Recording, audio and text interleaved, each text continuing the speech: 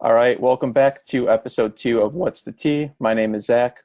I'm a community educator at South Suburban Family Shelter, and I'm here with our community resource specialist, LaSandra Hutchinson.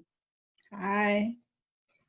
So thank you for being here with us, LaSandra. Just real quick, I want to do a recap of last week. So last week, if you haven't seen the video, other community educators, Angie and Celeste, they started things off talking about how South Suburban Family Shelter has been affected by the pandemic, what our department, community education, is up to, and a whole bunch of other things, how we're adjusting and relating to the new circumstances. So check that out if you haven't seen it. Today, we're going to talk a little bit more about Southside Connections and what LaSandra does. But first, I want to do a real quick recap of what community education is. So we do a lot of things, but amongst them, we're in schools a lot. So K through 12, we do classroom presentations. We have a BRO group, which is a boys group for boys 5th through 8th grade. It stands for Boys Respecting Others. We have a 40-hour training that we do 4 times a year for domestic violence and all topics related to that. And we also do domestic violence 101 training. So if that's interesting to you at all, go ahead and send us a message on Facebook. All right, now I want to hear about your role, LaSandra. But first, can you tell everyone what Southside Connections is?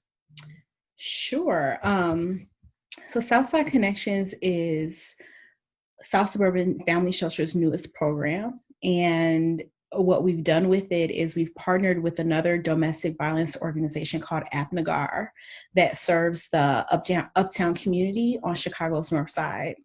And so Southside Connections opened its doors in January 2020. And the purpose of it is really to expand the services of South Suburban Family Shelter and APNAGAR to the Ashburn community in Chicago. And that's on Chicago's southwest side. And so same thing that we're doing at South Suburban Family Shelter. It's basically just an extension of us in that community because we've been in the South Suburbs, obviously, for 40 years. So now we're offering comprehensive and free domestic violence services to that Ashburn community and the surrounding neighborhoods as well. And the services include legal advocacy, also case management, counseling, and then I provide some community outreach in order to build partnerships and build the visibility of the organization in that community. Awesome. So we've got 2 agencies, us, South Suburban Family Shelter, and APNAGAR sort of joining forces. Yeah. How did that get started? Yeah, so it's my understanding that they actually were asked to do this by the state. And I think it's pretty amazing because they have such credible, long-lasting reputations in Illinois, both organizations, for doing quality, comprehensive domestic violence work.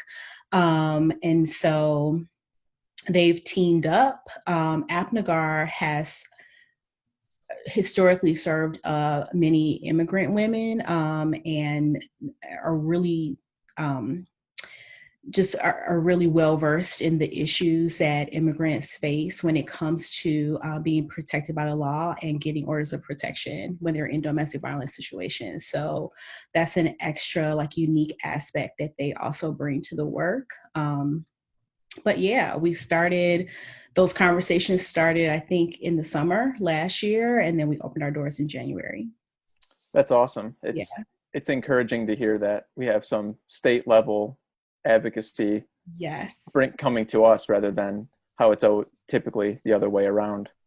Absolutely. Absolutely. So it's honestly an honor to be a part of that and to get to work with so many people because I not only am connected to South Suburban Family Shelter at our agency, but I also have the pleasure of learning things about APNAGAR and working with their staff.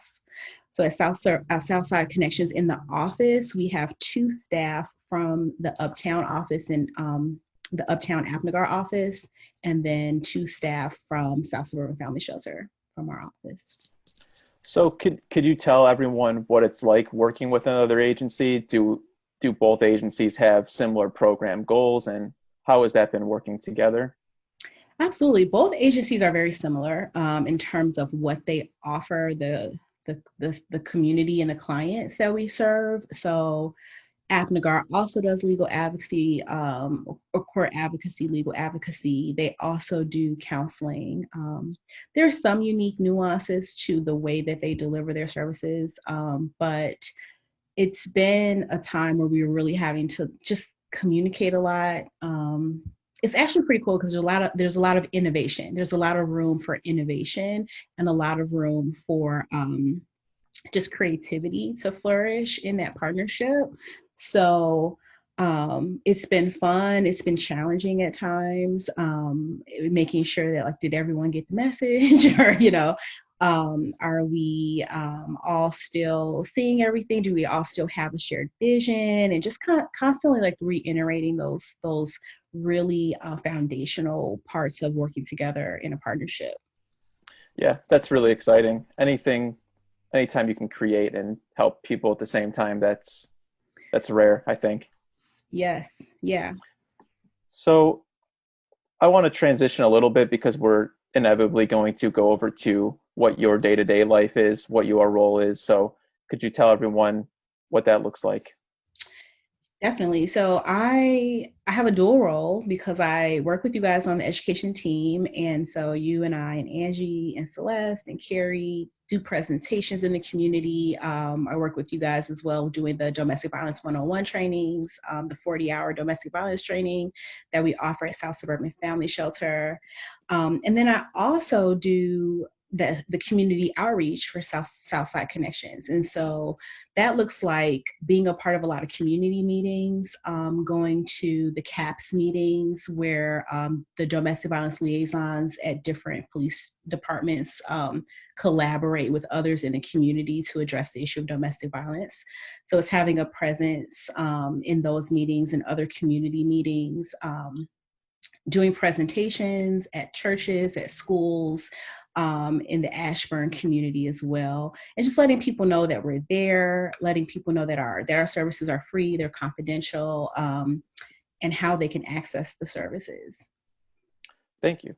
So how has outreach been? Has everyone that previously knew APNAGAR out in that area been able to sort of follow along with the transition, or what does that look like for Yeah, you?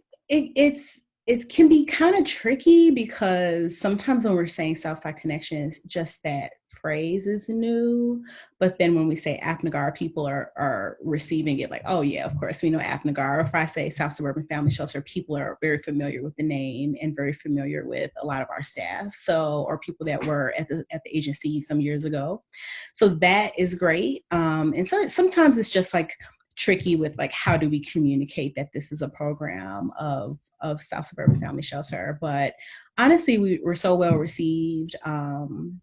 The longevity of both of the organizations is so amazing, and the reputations are so strong that it's easy, I think, to go. Like I'll go to conferences or I'll go to trainings and talk a little bit about Southside Connections and what we're offering. And just building awareness about the fact that we're in the Ashburn community. And a lot of times people are excited about it and want to hear more and want to connect. So it's been pretty amazing. So what would you say?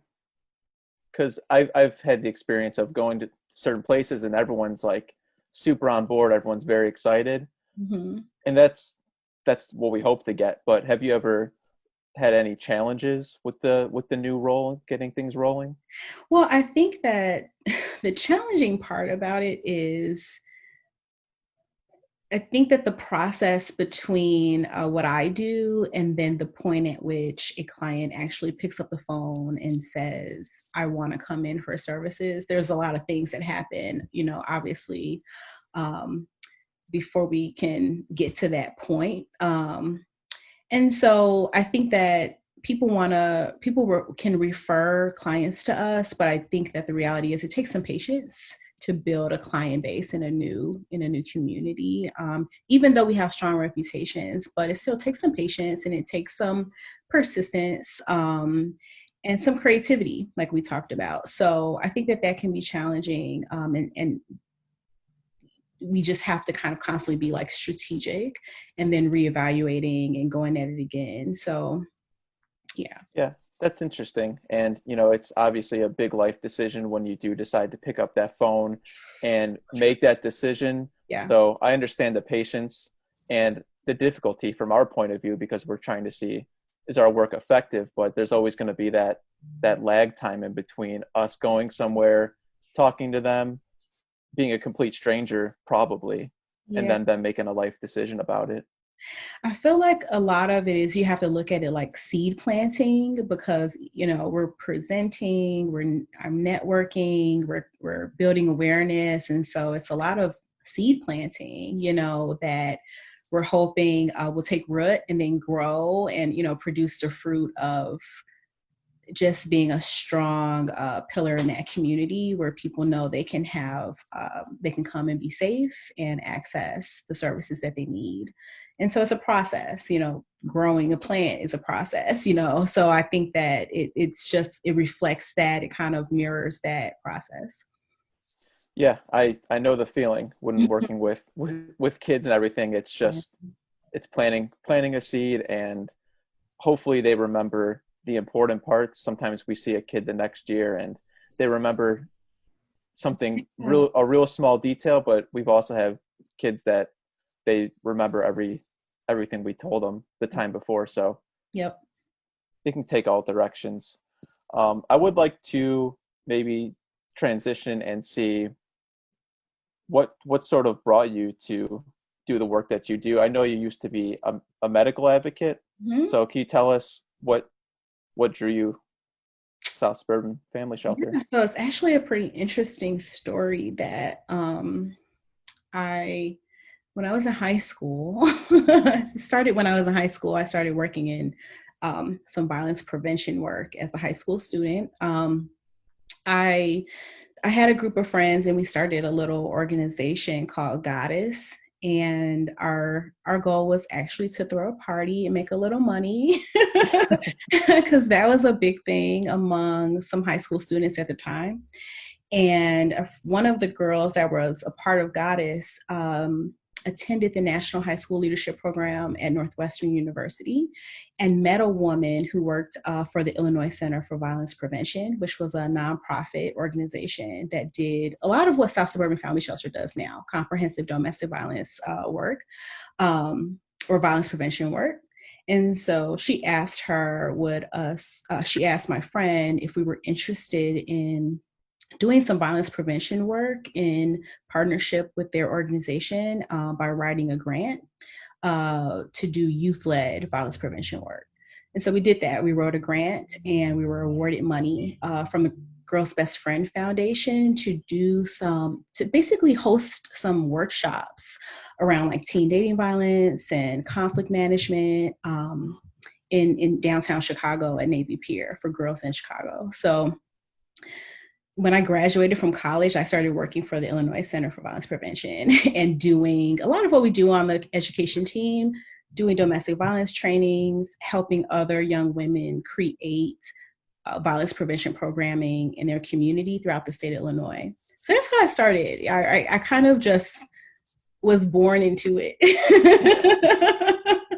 So I did a lot of different domestic violence, or a lot of different violence prevention work throughout my career. Some of it in the form of a consultant, and then I did a master's program in public policy and administration, and did some policy work like legislative drafting. And before that, though, I was a medical advocate for South Suburban Family Shelter, and I just loved the agency, and I loved doing the medical advocacy program. And so I have a friend that's a medical advocate, and I was talking to her and asking her about South Suburban Family Shelter, and she said, "Hey, this new program called Southside Connections is being started. You should look into being a part of that." And I just thought, yeah, it's a great fit for me. So I applied and became part of the team. So.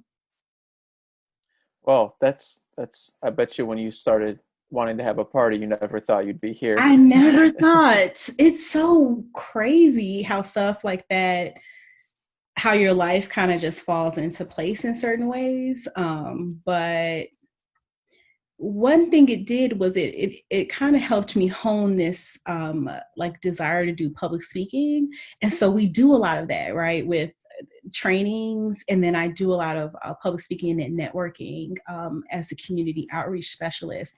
But I enjoy it because I like people and I like to talk. You guys know that. But I think that it really plays on my own strengths. Yeah, and it's just it's a comfortable place for me that I enjoy. And I really like South Suburban Family Shelter as an agency. So it's just like win-win all the way around. So just kind of riffing off what you said, people are terrified of public speaking. I kind of still am, even though I've done it like 100 something times. Well, I know, So, but right? you said that's one of your strengths. So why do you think that is? Or can you share anything Mhm. about public speaking at all? Yeah, so funny. This is more difficult. This video chatting is more difficult for me than standing in front of 200 people.